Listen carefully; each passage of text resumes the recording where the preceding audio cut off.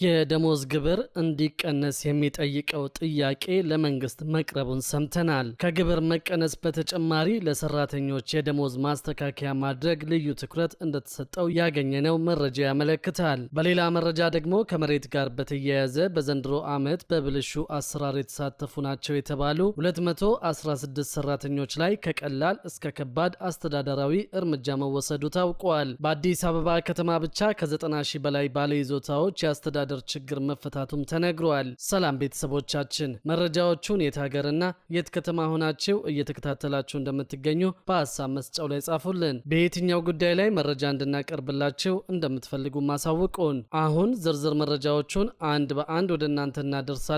እስከ መጨረሻው አብራችሁን ቆዩ።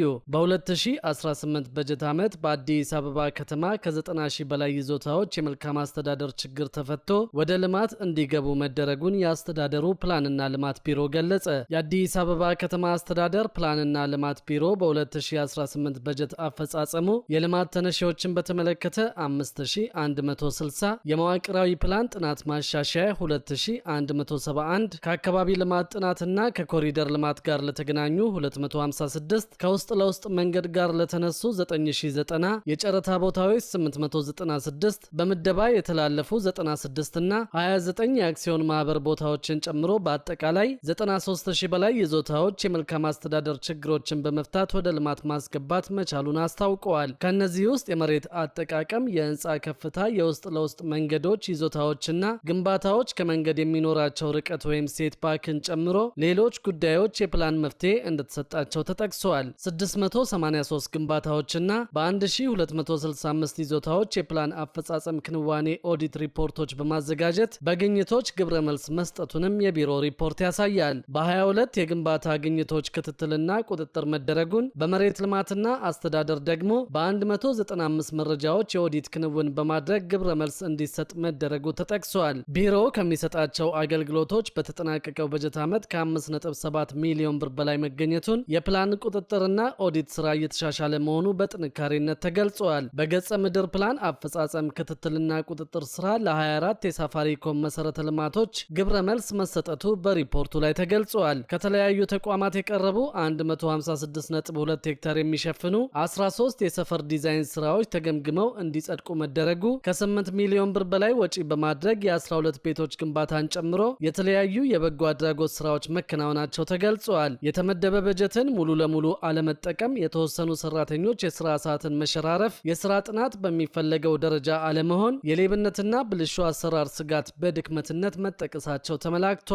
የመሬት ልማትና አስተዳደር ቢሮ በበኩሉ በተጠናቀቀው በጀት ዓመት በብልሹ አሰራር የተሳተፉ 216 ሰራተኞች ላይ ከቀላል እስከ ከባድ አስተዳደራዊ እርምጃ መውሰዱን አሳውቀዋል። ቢሮ በዘርፉ የሚነሱ የመልካም አስተዳደር ችግሮችና ህገወጥ አሰራርን ለመግታት ባለፉት 2 ዓመታት ተቋማዊ ሪፎርም ሲያካሂድ መቆየቱን አስታውቀዋል። በተሰራው ሪፎርምም አገልግሎት አሰጣጡን በማዘመን ደንበኞች በጊዜና በቦታ ያልተገደበ ቀልጣፋና ፍትሐዊ አገልግሎት በኦንላይን ማግኘት መቻሉ ተነግረዋል። በተጠናቀቀው 2018 በጀት ዓመት ተሻሽሎ ስራ ላይ የዋለው ሲስተም አጭር፣ ፈጣንና ድግግሞሽን በማስቀረት አገልግሎት አሰጣጥን ቀልጣፋ ከማድረጉን ባሻገር ተጠያቂነትን ለማስፈን ተጨማሪ አቅም መፍጠሩ ተነግረዋል። በርካታ ደንበኞችም በነፃ የስልክ መስመር ጥቆማ በመስጠት የሌብነት ተግባራትን ለመግታት የሚደረገውን ጥረት በማገዝ የዜግነት ግዴታቸውን ተወጥተዋል፣ እየተወጡ እንደሚገኙም ተገልጿል። በበጀት ዓመቱ የአሰራር ጥራት ኦዲት በየደረጃው በማካሄድ የመመሪያና የአሰራር ጥሰት በተገኘባቸው ማህደራት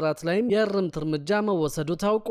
የመሬት ባንክ የገቡ መሬቶች የኦዲት ቁጥጥርና ምርመራ መደረጉም ነው የታወቀው። በተጠናቀቀው 2018 በጀት ዓመት ከደንበኞች በቀረበው ጥቆማና በተደረገው ክትትል የተጣለባቸውን የመንግስትና የህዝብ አደራ ወደ ጎን በመተው የስነ ምግባር ግድፈት ያሳዩ 216 ሰራተኞች ላይ ከቀላል እስከ ከባድ የዲሲፕሊን እርምጃ መወሰዱን ቢሮ አስታውቋል። እርምጃው ከተወሰደባቸው መካከል የ6 ሰራተኞች የቅጥር ውል መቋረጡንና በቀጣይም ተጠያቂነትን በየደረጃው ለማስፈን ጠንካራ እርምጃ እንደሚወሰድ ቢሮ አሳውቀዋል። በሌላ መረጃ ደግሞ በሀገራዊ ምክክር ላይ የደሞዝ ግብር እንዲቀንስ መደረግ አለበት የሚለው ጉዳይ መቅረቡ ታውቋል። ከግብር መቀነስ በተጨማሪ ለሰራተኞች የደሞዝ ማስተካከያ ማድረግ ልዩ ትኩረት እንደተሰጠው ያገኘነው መረጃ ያመለክታል። በሙስናና መልካም አስተዳደር ጉዳዮች ላይ እየተመካከረ የሚገኘው የስራ ቡድን የመንግስትም ሆነ የግል ድርጅት ሰራተኞች የሚከፍሉት የስራ ግብር እንዲቀነስ የሚያስችል ምክረ ሐሳብ አቅርበዋል። ከስምንቱ የስራ ቡድኖች መካከል አንዱ የሆነው ይህ ቡድን ሐሳቡን ያቀረበው የሰራተኛውን ገቢ በማሳደግ የሙስና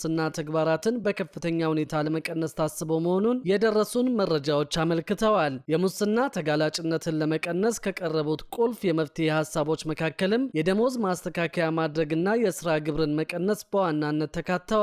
ሰራተኛው የሚከፍለው ግብር በምን ያህል መጠን መቀነስ አለበት የሚለው ጉዳይ ግን በቀጣይ ጥልቅ ጥናት ተደርጎበት እንዲወሰን አቅጣጫ ተቀምጧል። ከዚሁ ጋር በተያያዘ በደሞዝተኞች ላይ የሚጣለው ግብር ማሻሻያን በተመለከተ ትኩረት ሊሰጠው እንደሚገባ ጥያቄ መቅረቡ ታውቋል። ደሞዝተኛው ማህበረሰብ ከከፍተኛ የኑሮ ውድነት ጋር ተያይዞ የሚደርስበትን የኢኮኖሚ ጫና ለመቀነስ መንግስት በደሞዝ ላይ የሚጥለውን የግብር መጠን ሊያሻሽል እንደሚገባ ፕራግማ ካፒታል የተሰኘው ድርጅት ነው የገለጸው። ድርጅቱ ኢትዮጵያ ከምስራቅ አፍሪካ ሀገራት መካከል በደሞዝተኞች ላይ ከፍተኛ ግብር የምትጥል ሀገር መሆኗን አመልክቷል። ከፍተኛ የኑሮ ውድነትና የዋጋ ግሽበት ከግብር ጫናው ጋር ተዳምሮ በደሞዝተኞች ላይ ከባድ የኢኮኖሚ ጫና እየፈጠረ መሆኑን የገለጸው ድርጅቱ መንግስት የደሞዝ ግብር ስርዓቱን ሊያሻሽለው እንደሚገባ ጠቁመዋል። ከገቢ ማሻሻያው ጎን ለጎን በሙስና ተግባራት ላይ በሚሳተፉ ግለሰቦች ላይ የሚወሰደው ህጋዊ እርምጃ ጠበቅ እንዲልም ነው የተጠየቀው። በዚህም መሰረት በሙስና ወንጀል መሳተፋቸው በማስረጃ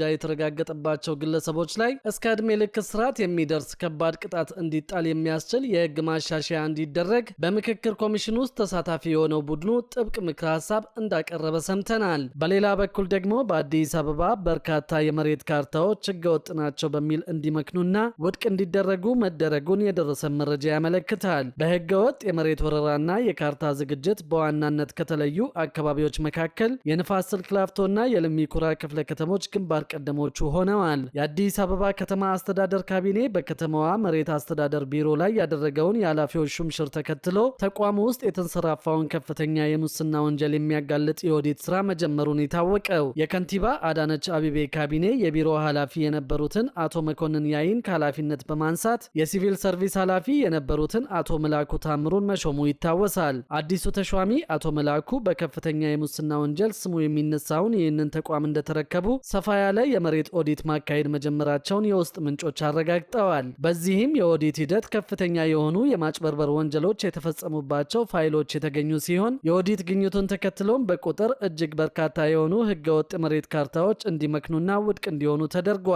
በተለይም ሰነዶች ሲደራጁ ሐሰተኛ ማስረጃዎችን በማቅረብና ከተቋሙ ሰራተኞች ጋር በመመሳጠር ካርታ የወጣላቸው መሬቶች ሙሉ በሙሉ እርምጃ እየተወሰደባቸው እንደሚገኝ ታውቋል። በህገወጥ የመሬት ወረራና የካርታ ዝግጅት በዋናነት ከተለዩት አካባቢዎች መካከልም የንፋስ ስልክ ላፍቶና የለሚ ኩራ ክፍለ ከተሞች ግንባር ቀደሞቹ መሆናቸውን መረጃዎች ያመለክታሉ። የአዲሱ ኃላፊ የኦዲት እርምጃ በድርጊቱ ተሳታፊ በነበሩ አንዳንድ የተቋሙ ሰራተኞች ዘንድ ከፍተኛ ድንጋጤ የፈጠረ ቢሆንም የህግ ተጠያቂነት በተመለከተ ግን እስካሁን የታየ ነገር የለም ተብሏል።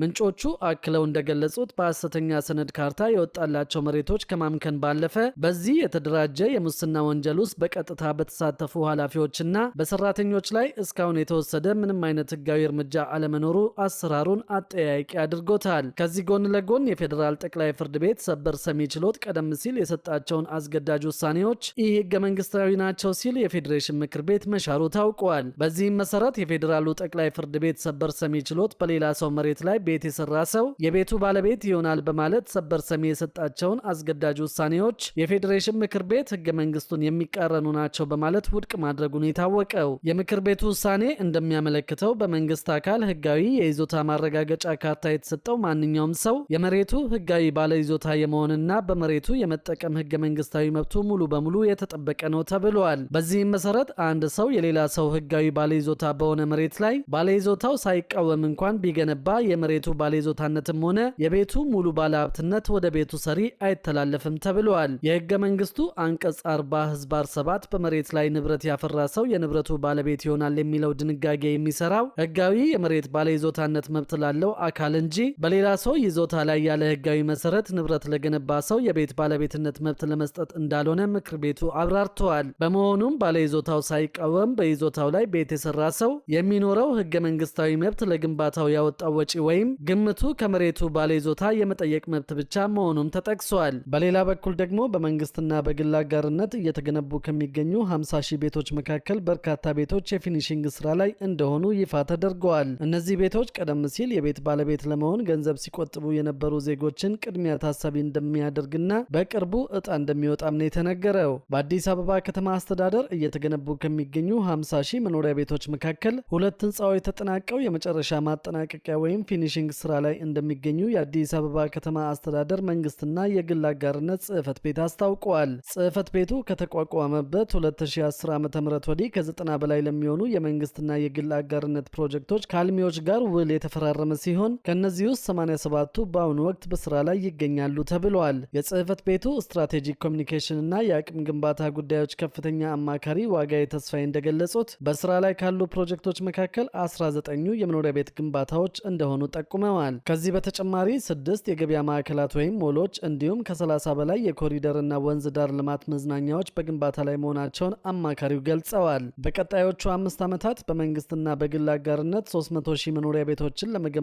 መታቀዱን የገለጹት አቶ ዋጋዬ ከዚህ እቅድ ውስጥ ለ100 ሺህ ቤቶች ውል ስምምነት መፈረሙን አስረድተዋል። ከነዚህም መካከል 50 ሺህ የሚሆኑት በግንባታ ሂደት ላይ ሲሆኑ ፒያሳ አካባቢ የሚገኙት 2 ህንፃዎች በቅርቡ ለነዋሪዎች ክፍት እንደሚሆኑ ይጠበቃል ብለዋል። ጽህፈት ቤቱ ከግል ድርጅቶች ጋር ውል ከማሰሩ በፊት በቅድሚያ ጥልቅ ጥናትና የፕሮጀክት ግምገማ እንደሚያደርግ ነው አቶ ዋጋዬ የተናገሩት። ፕሮጀክቶች ከተፈቀዱና ከአልሚዎች ጋር ከተፈራረሙ በኋላ እንዳይቆሙ አስፈላጊውን ድጋፍ እንደሚደረግላቸው የገለጹት አማካሪው ለህዝብ የሚጠቅምና ለከተማዋ ዘመናዊነት ፋይዳ ያላቸው ፕሮጀክቶች በጽህፈት ቤቱ ተቀባይነት እንደሚያገኙ አረጋግጠዋል። በአሁኑ ጊዜ በ5 አማራጮች ቤቶች በመገንባት ላይ በመሆናቸው የ1997 እና የ2005 ቆጣቢዎች ከሚገነቡት ቤቶች በቅርቡ በሚሰጥ አቅጣጫ መሰረት ዕጣ እንዲወጣላቸው እንደሚደረግ መንግስት መጠቆሙ የሚታወቅ ነው። አሁንም እንደተገለሉ የሚያምኑ ቆጣቢዎች ካሉ ቁጠባቸውን እስከቀጠሉና የፕሮግራሙን መስፈርቶች እስካሟሉ ድረስ አሁንም ከቀጣይ የቤቶች ልማት የመጠቀም እድል እንዳላቸው ቢሮ አስታውቋል። ነዋሪዎች ቁጠባቸውን እንዳያቋርጡ ከማበረታታት ባለፈ የቁጠባ ሂደቱ ወደፊት ከሚኖር የመኖሪያ ቤት እድሎች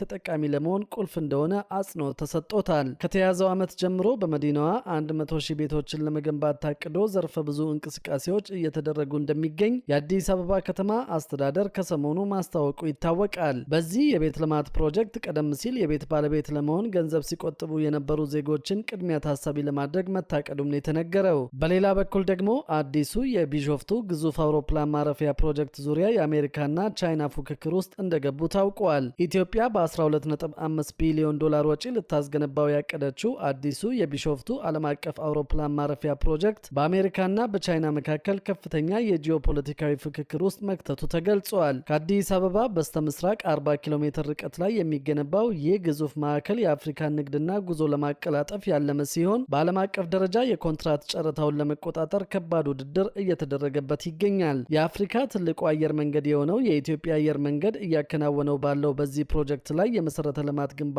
ጨረታዎች አብዛኛዎቹ በቻይና መንግስት ባለቤትነት የተያዙ ኩባንያዎች መሪነት እየተመሩ ይገኛል። ከነዚህም መካከል የቻይና ሲቪል ምህንድስናና ግንባታ ኮርፖሬሽን እና የቻይና መንገድና ድልድይ ኮርፖሬሽን ይገኙበታል። ይህም ቤጂንግ በኢትዮጵያ መሰረተ ልማት ዘርፍ ያላትን ጠንካራ የበላይነት እንደሚያሳይ ተነግረዋል። ምንም እንኳን የአሜሪካ ኮንስትራክሽን ኩባንያዎች በሲቪል ግንባታው ላይ ዝርዝር ውስጥ ባይካተቱም ዋሽንግተን እንደ ቦይንግ እና ጀነራል ኤሌክትሪክ ያሉ ግዙፍ ኩባንያዎች ለቀጣይ የቴክኖሎጂና የመሳሪያ አቅርቦት ውድድሮች እንዲያልፉ ግፊት እያደረገች ትገኛለች ተብሏል። የአሜሪካ የንግድ ሚኒስቴር ባለስልጣናት አሜሪካ ከኢትዮጵያ ጋር ያላትን የረዥም ጊዜ አጋርነት ለማጠናከር ጥረት እያደረጉ እንደሆነም ተገልጿል። እንደ ምጣኔ ሀብት ባለሙያዎች ከሆነ ይህ ውድድር የምስራቅ አፍሪካ መሰረተ ልማት ለአሜሪካና ቻይና ፉክክር አዲስ ግንባር መሆኑን የሚያሳይ ነው ብለዋል።